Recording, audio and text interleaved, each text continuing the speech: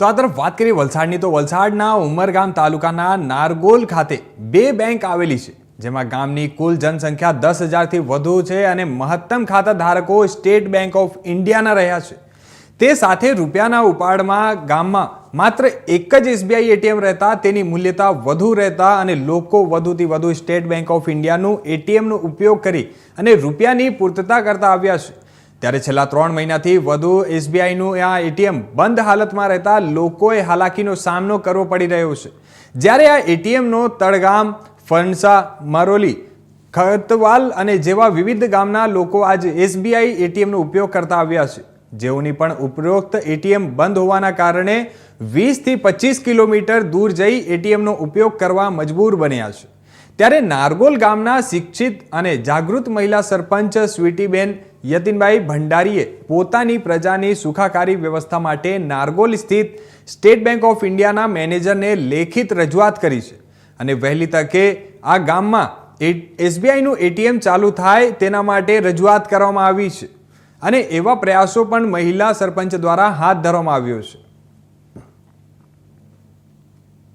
ભંડારી, સરપંચ, ગ્રામ પંચાયત નારગોલ। અમારું નારગોલ ગામ ખૂબ જ શૈક્ષણિક ક્ષેત્રે હોય કે વેપાર ક્ષેત્રે હોય, દરેક ક્ષેત્રે ખૂબ આગળ પડતું ગામ છે। અમારા ગામની અંદર બે બેંકો આવેલી છે, એમાંની આ એક સ્ટેટ બેંક સાથે અમે જોડાયેલા છીએ।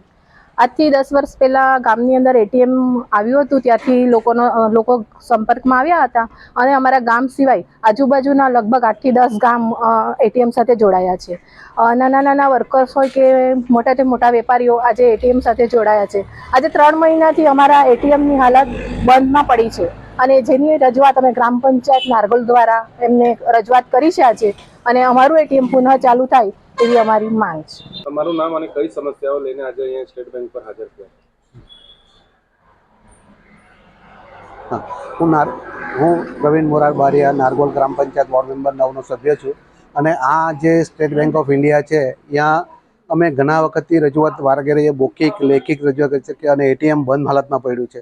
તો અહીંયા હું 10,000 વસ્તી ધરાવતું નારગોલ ગામ છે, જ્યાં આજુબાજુના કે સરોંડા, નારગોલ, ખતલવાડા છે, માનેકપુર છે, સરય છે, મોરોલી, ફણસા, આ બાજુ ઉમરગામના પણ આવે છે ઘણીવાર।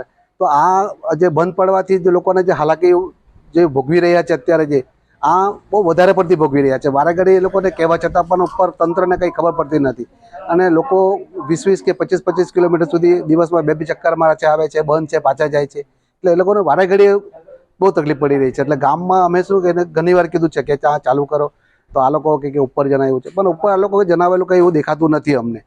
પણ આના લીધે લોકોને વધારે ત્રાહી ઉપકારી રહ્યા છે। શું માંગ શું છે અમારે? શું કે આ તો તમે કાં તો આને કાઢી દો અને નવું અમને આપી દો, જૂનું ખરાબ છે તો એને લઈ લેવો અને નવું બીજું મૂકી દો, જેથી કરી પબ્લિક તો નહીં હેરાન થાય ને।